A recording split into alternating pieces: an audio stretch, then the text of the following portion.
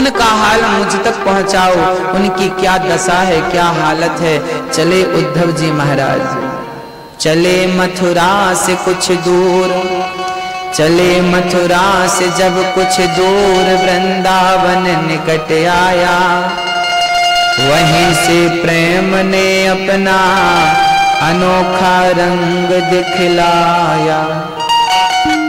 अब उद्धव जी ब्रज की धरती पर, वृंदावन की धरती पर जैसे ही पहुंचे तो जानते हो पहली भेंट किससे हुई? बिटप झुक कर ये कहते थे, इधर आओ इधर आओ। पपीहा कह रहा था, पी कहाँ ये भी तो बतलाओ। ये वृक्ष मानो इनकी डालियां झुककर कहती हैं, उद्धव यहाँ आओ, क्या हुआ, मेरा कृष्ण आया कि नहीं। मानो ये वृक्ष कह रहे हैं, उद्धव मेरा कृष्ण कहाँ है। पपीहा कह रहा है, पीहा पीहा, पी कहाँ, पी कहाँ, मेरा कृष्ण कहाँ है, जरा ये तो बताओ। नदी यमुना शब्द हरिहर का सुनाती है, भ्रमर गुंजार से भी यही आवाज आती है। मानो भौरा गुंजार करते हुए कह रहा है, उद्धव मेरा कृष्ण कहाँ है, दिखाई नहीं पड़ रहा है, क्या वो नहीं आया। ए उद्धव मेरा कृष्ण कहाँ है। उद्धव जी का दुपट्टा कांटों में उलझ गया। उद्धव जी का, जैसे ही उद्धव जी ब्रज की भूमि पर पहुंचे, हाँ जैसे ही ब्रज की भूमि पर पहुंचे वो रथ से उतर गए। वहां एक अलौकिक आनंद था, खुशबू थी, इतनी शांति थी, इतनी शांति थी कि उद्धव जी दंग रह गए। ये मैं कहीं दूसरे लोक में तो नहीं आ गया। उद्धव जी जैसे ही रथ से उतरकर पैदल चले, उस मिट्टी में ऐसा सुकून मिला उद्धव को कि आज तक कहीं मिला नहीं। उद्धव का दुपट्टा एक कांटों में उलझ गया, झाड़ियों में उलझ गया। निकालने लगे, सुलझाने लगे, तभी उन कांटों ने, झाड़ियों ने उद्धव के दुपट्टे को, नए दुपट्टे को फाड़ दिया। मानो वो झाड़ियां, मानो वो कांटे कहते हैं, वृंदावन आए हो तो प्रेमी बनकर जाना, ज्ञान का पहाड़ा लेकर आए हो, फाड़ देंगे तुम्हारे ज्ञान को। ऐ उद्धव हमें ज्ञान की पोथी न सुनाना।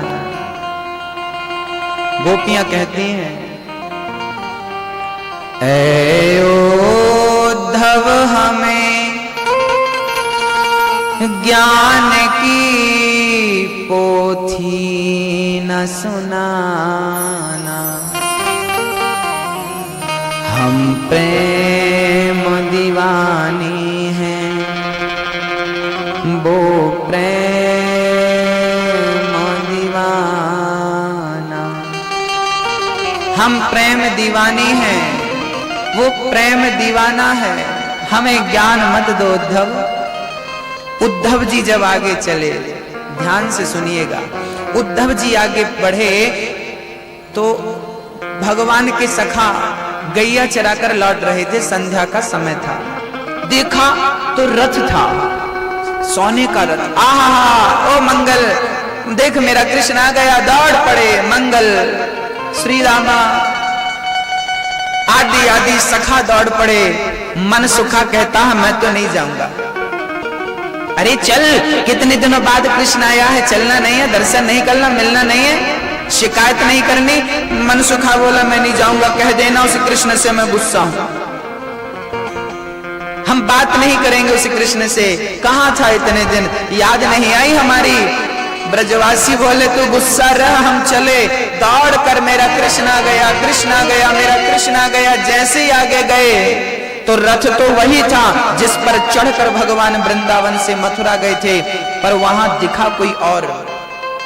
ब्रजवासी सब चुप हो गए। भाई साहब कहां से आए हो? हम उद्धव हैं, मथुरा से आए हैं, श्री कृष्ण ने हमें भेजा है। अच्छा कृष्ण ने भेजा है। चलो देर सवेर सही, याद तो आई उसे, हमारी याद तो आई कि कोई है। उसी समय मन सुखा किनारे झाड़ियों में छिपा बैठा था कि कृष्ण आएगा, मुझे मनाएगा, कोई नहीं आया। सोचा इतने दिन हो गए, शायद भूल गया हो, तो खुद चल पड़ा। देखो आप कितना भी झगड़ा कर लो, कितनी भी लड़ाइयां लड़ लो, आपके कितने भी दुश्मन हो जाएं, क्या आप खाना छोड़ देते हैं? क्या पानी पीना छोड़ देते हैं? कहिए। कितनी भी लड़ाइयां हो जाएं, कितने भी झगड़े हो जाएं, कोई भी मर जाए, हम खाना और पानी नहीं छोड़ते। जब खाना नहीं छोड़ते, पानी नहीं छोड़ते, तो हम कृष्ण को याद करना क्यों छोड़ देते हैं? कृष्ण का स्मरण करना क्यों छोड़ देते हैं? आज इस कथा से यदि आपका कोई अपमान कर दे और अपमान करके आपको जलील करके यहां से निकाल देना, तो आप कान पकड़ के कहेंगे अब दोबारा कथा नहीं सुनेंगे, कथा में गए तो थे, ये हुआ। लेकिन ऐसा नहीं है। सच्चा प्रेम ऐसा नहीं होता। यदि भगवान से लगन लगी है तो हमें कोई जलील करे, अपमानित करे, उससे क्या, हमें तो कृष्ण से काम है। हमें तो कृष्ण से काम है। हमें जमाने से क्या लेना? आप कैसे हैं, हम कैसे हैं, ना आपको फर्क पड़ना है ना हमें फर्क पड़ना है। हमें कृष्ण से लगन, तुम संग लगा बैठे, जो होगा देखा जाएगा।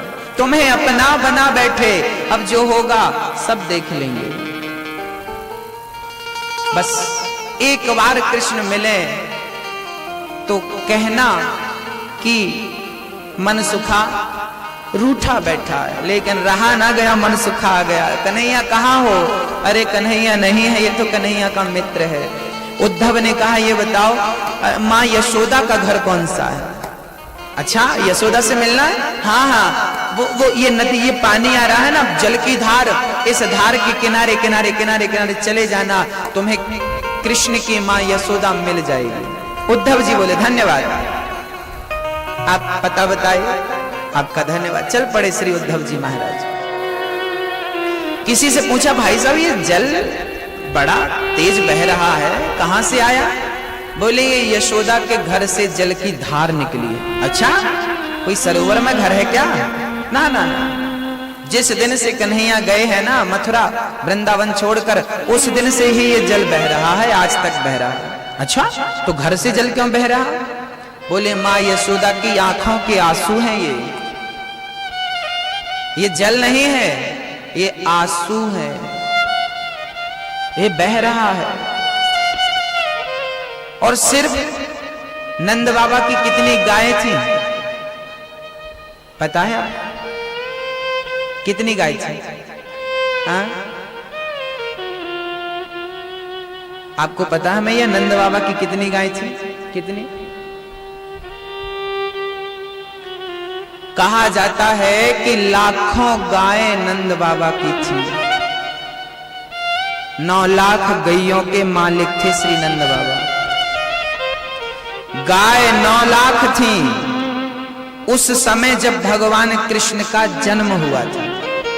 तो अब तो भगवान 11.5 वर्ष के हो गए थे ना जब गए थे, और उद्धव जी अब आए हैं, तब तक तो 9 लाख से भी ज्यादा हो गई रही होंगी। ये सारी गाय, सारे बछड़े, मां यशोदा, गोपियां, और केवल ये नहीं, पशु पक्षी भी उस कृष्ण के लिए आंसू बहा रहे थे। तो सबकी आंखों का वो जल एक नदी के रूप में दिखाई पड़ रहा था, छोटी सी नदी।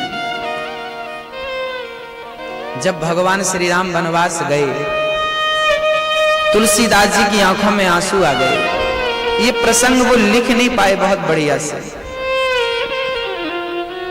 बार बार उनकी कलम गिर जाती है और उनके आंसू उसी रामचरितमानस में टपकते हैं। कौन सा प्रसंग?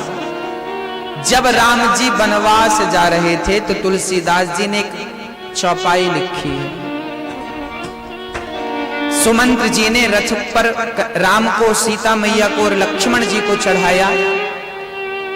और जब नदी गंगा के किनारे पहुंचे, गंगा मैया के तट पर, तब राम जी ने सुमंत्र जी से कहा, सुमंत्र जी अब आप रथ को ले जाइए और पिता से कहना कि हम 14 वर्ष बाद लौटेंगे और अपने पिता का और अपनी माँ का दर्शन करेंगे।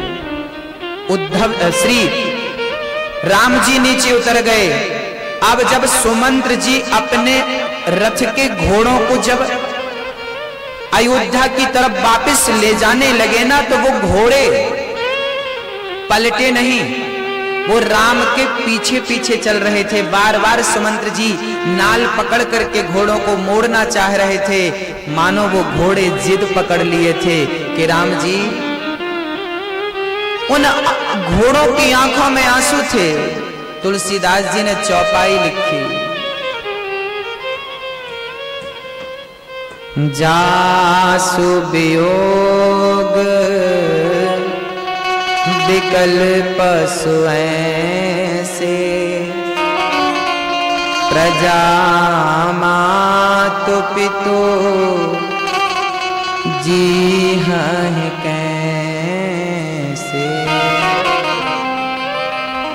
कैसे जिएंगे उनकी मां, जिनके वियोग में घोड़ों की ये हालत है कि घोड़े रो रहे हैं, घोड़ों की आंखों में आंसू है, मानो घोड़े कह रहे हैं कि राम मैं जिम्मेदार हूं आपके वनवास आने का, यदि मैं ना होता लोग कहेंगे कैसे घोड़े थे जो राम को वनवास में अकेला छोड़कर आ गए, मैं नहीं जाऊंगा।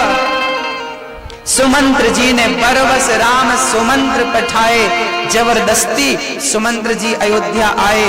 जब दशरथ जी की मृत्यु हो गई, भरत जी महाराज नंदीग्राम में रहने लगे। एक दिन कौशल्या मैया अयोध्या के राजमहलों से निकलकर बाहर बैठी हुई थी। सामने घोड़े, घोड़शाला थी, घोड़े बंधे हुए थे। उन घोड़ों की आंखों से आंसू निकल रहे थे। और कौशल्या मैया के सामने से कोई रास्ते से गुजरा तो दौड़ करके कौशल्या माँ ने उससे कहा, बहन कहाँ जा रही हो? मैं तो चित्रकूट जा रही हूँ। अच्छा तो सुनो, मेरा राम वहां मिलेगा, एक बार मेरे राम से कह देना कि राम लौट कर तुम वापस अयोध्या आ जाओ। अरे अपनी माँ के लिए नहीं, अपने मरे हुए पिता के लिए नहीं, अपनी अयोध्या की प्रजा के लिए नहीं, बस इन तड़पते हुए घोड़ों के लिए लौट कर आ जाओ।